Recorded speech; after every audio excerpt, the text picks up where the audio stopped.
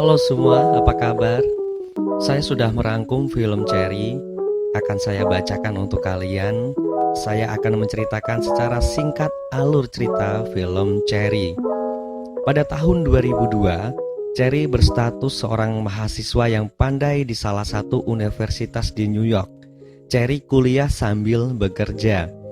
Dia begitu mengagumi seorang wanita teman satu kampusnya bernama Emily. Sebatas mengagumi namun tak berani berkata. Sampai pada saat pulang kuliah, Emily sedikit mengganggu Cherry. Dan dari sinilah awal Cherry berani berkata dan awal dari hari-hari berikutnya. Hari-hari di mana mereka mulai akrab sampai pada titik saling suka. Emily suka Cherry karena Cherry sosok laki-laki yang lemah lembut, tidak seperti ayahnya yang sangat kasar. Karena sikap ayahnya itulah yang membuat Emily tidak ingin jatuh cinta. Sedangkan Cherry menyukai Emily karena cantik, pintar, dan periang. Tiada hari tanpa mereka lewatkan bersama. Status mereka kini berpacaran. Dan rasa cinta Cherry kepada Emily begitu besar. Namun, entah karena alasan apa, tiba-tiba Emily memutuskan kuliah di Kanada, yang membuat Cherry merasa sedih. Yang itu artinya hubungan mereka telah kandas. Cherry benar-benar patah hati. Tidak ada cara lain untuk mengobati patah hatinya selain mendaftar sebagai angkatan darat.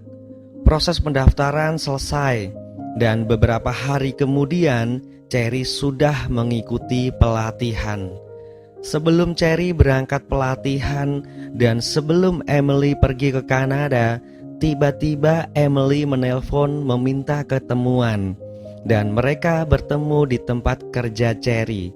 Cherry terlihat begitu marah kepada Emily karena Emily mengajak teman laki-laki yang sama-sama memiliki keinginan kuliah di Kanada. Emily berusaha menjelaskan jika mereka tidak ada hubungan apapun. Namun Cherry sudah terlanjur berprasangka buruk kepada Emily. Sepulang kerja, tiba-tiba Emily sudah berada di apartemen Cherry sambil menangis terseduh. Cherry meminta maaf atas sikapnya di restoran tadi siang.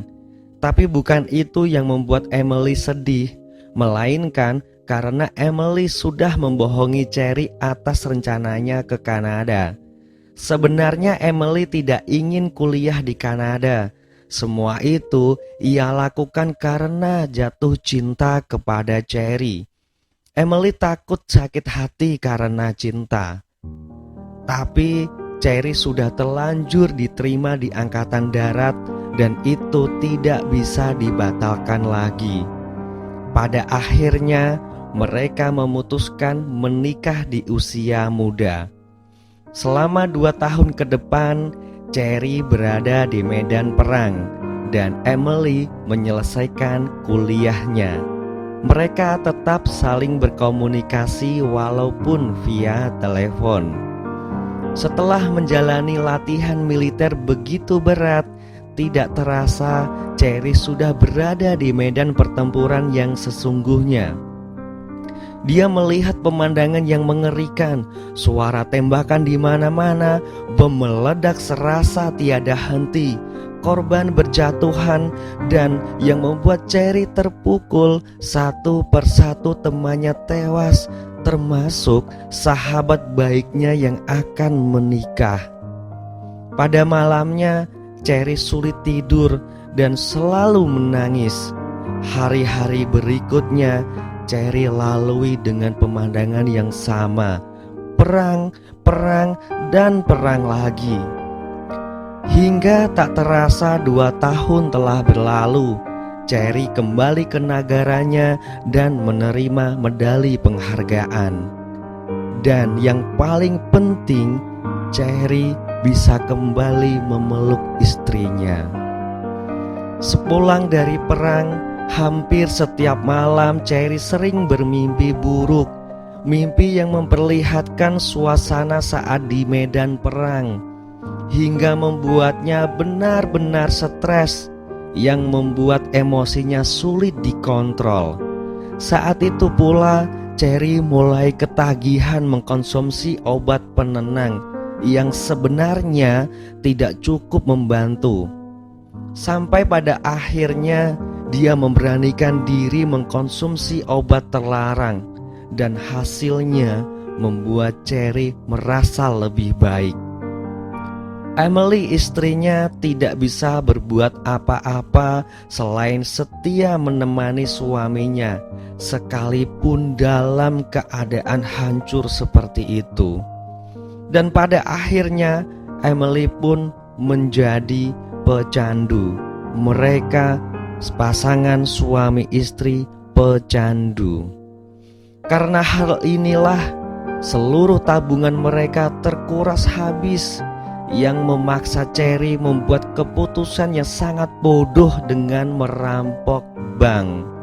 Hingga suatu ketika Emily hampir saja kehilangan nyawanya karena overdosis.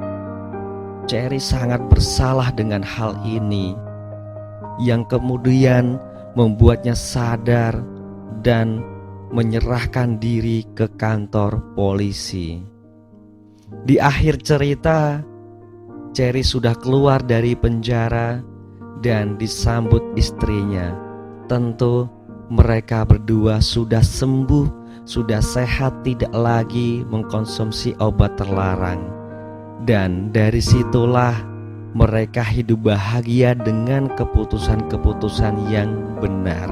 Dan inilah 3 pelajaran hidup yang bisa kita ambil dari film Cherry. Yang pertama, orang tua merupakan guru pertama yang mengajarkan banyak hal kepada anaknya. Dikisahkan Emily memiliki ayah yang berwatak keras dan ringan tangan, mendidik tidak dengan cinta, tidak dengan kelembutan, dan tidak dengan kasih sayang. Karena itulah terkadang Emily merasa cinta itu tidak benar-benar ada, cinta itu bullshit. Hingga akhirnya Emily bertemu dengan Cherry. Kemudian pelajaran yang kedua, apa itu PTSD? Sepulang dari perang, Cherry mengalami gangguan jiwa yang luar biasa, dan itu dinamakan Post Traumatic Stress Disorder atau disingkat PTSD. Gangguan stres pasca trauma, gangguan mental yang muncul setelah seseorang mengalami atau menyaksikan peristiwa yang tidak menyenangkan. PTSD merupakan gangguan kecemasan yang membuat penderitanya selalu teringat dengan kejadian traumatis. Peristiwa traumatis yang dapat memicu PTSD antara lain perang, kecelakaan, bencana alam, dan pelecehan seksual. Kemudian pelajaran yang ketiga, bedakanlah cinta dan obsesi. Seperti yang saya sebutkan tadi dalam konteks filosofi, cinta merupakan sifat baik yang mewarisi semua kebaikan. Lalu, kenapa Emily malah ikut terjerumus menjadi pecandu seperti suaminya? Jawabannya adalah Emily merasa bersalah. Jika seandainya Emily tidak mengarang cerita pergi ke Kanada, mungkin Cherry tidak akan pernah menjadi tentara dan tidak akan pernah merasakan sakit PTSD yang membuatnya menjadi seorang pecandu. Setiap orang pasti pernah merasa bersalah. Tapi jika menebus kesalahan dengan ikut terjerumus dalam kesalahan, tentu itu kurang tepat. Itulah yang dinamakan obsesi Emily dengan rasa bersalahnya. Cherry dan Emily pasangan yang saling mencintai, tapi kemudian membuat keputusan yang salah. Bukan cinta mereka yang salah, tapi nalar mereka yang salah. Obsesi mengotori cinta mereka. Jika kalian saling mencintai, lalu suatu ketika memiliki obsesi, Janganlah saling menyalahkan, janganlah menyalahkan cinta. Jadilah penyeimbang bagi pasanganmu. Jika pasanganmu salah, jadilah cahaya baginya. Semoga kita semua selalu dalam kebahagiaan dunia dan akhirat. Semoga jalan kita selalu diberikan kemudahan. Terima kasih kritik dan saran, selalu saya nantikan.